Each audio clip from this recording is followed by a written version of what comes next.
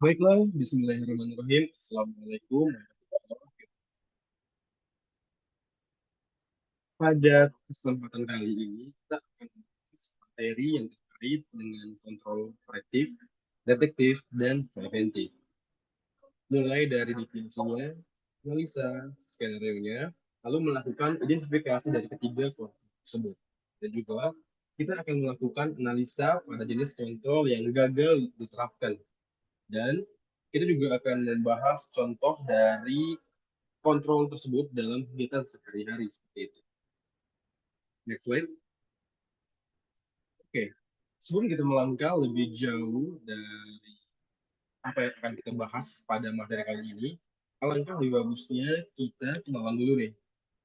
Kenalkan, nama saya Ahmad Sofian. Saya adalah mahasiswa Politeknik Negeri Batam dengan jurusan Teknik Informatika, lalu dengan prodi RKS atau Rekayasa Keamanan Siber, dan dengan NIM atau nomor induk mahasiswa adalah 433220109. Dan saya di kelas RKS 6 pagi. Itu mungkin sedikit latar belakang dari saya. Next slide. Nah, pada slide ini kita akan fokus terlebih dahulu untuk membahas perbedaan terkait ketiga kontrol yang saya highlight pada slide yang teman-teman bisa lihat saat ini seperti itu.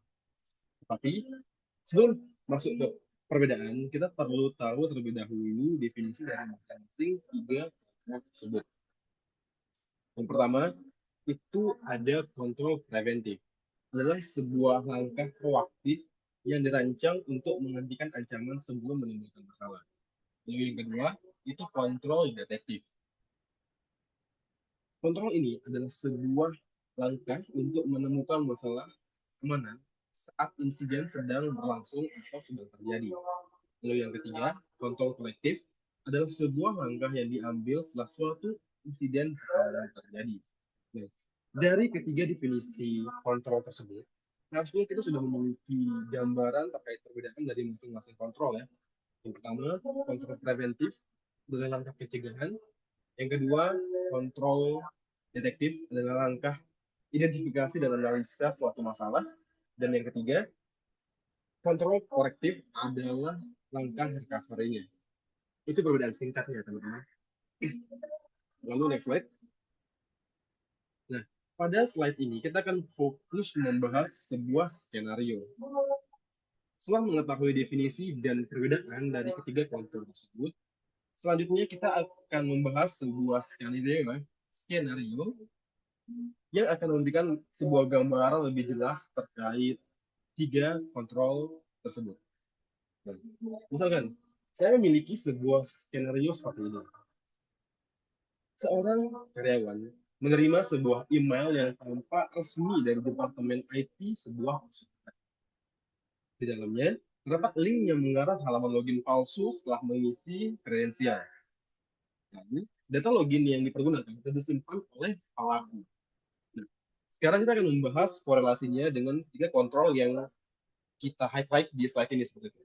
Yang pertama itu kontrol preventif. Kita bisa memberikan sebuah pelatihan keamanan siber bagi karyawan untuk mengenali link phishing yang benar dan tidak seperti itu. Lalu yang kedua adalah kontrol detektif. Kita bisa melakukan monitoring log aktivitas login agar tidak, sorry bukan tidak, tapi agar bisa melacak seperti itu lokasi dan bisa mengetahui IP spesifik dari lokasi yang login menggunakan akun tersebut. Lalu yang ketiga itu kontrol korektif, di mana kita bisa melakukan riset kredensial pada akun yang terdampak. Nah, lalu untuk tindakan yang gagal ya pada ketiga kontrol tersebut, yang pertama itu untuk kontrol preventif kita sudah memberikan ketika kita sudah memberikan wawasan dan edukasi siber pada karyawan dan mulai menerapkan filter email spam pada mail yang kita gunakan, kadang filter tersebut gagal dalam melakukan tugasnya. Dan terkadang beberapa email spam memiliki email asli, makanya bisa terus dan cekkan. Lalu yang kedua itu kontrol detektif, di mana ketika kita sudah melakukan monitoring IP, terkadang tidak ada sistem alert yang aktif untuk mendeteksi percobaan login yang muncul lagi kan.